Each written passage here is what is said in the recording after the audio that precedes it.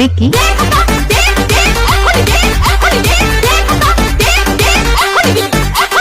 সাড়ে 10টার সময় পরীক্ষা শুরু, তা না কইরা 11টার সময় দিলাম। দেওয়ার তারা বলতেছে বারবার, বলতেছে হ্যাঁ সময় দেওয়া হবে, তোমাদের সময় দেওয়া হবে। এমসিকিউ হচ্ছে 30 মিনিট। হ্যাঁ, তো আমাদের 30 মিনিটের আগেই এমসিকিউটা নিয়ে হয়েছে। স্যারের যখন খাতার টান মেরে নিতেছে, স্যার বলছে স্যার আপনি কিন্তু 30 মিনিট সময় দেন নাই, আমরা কিন্তু পাইলাম না তাহলে ফুল সময়।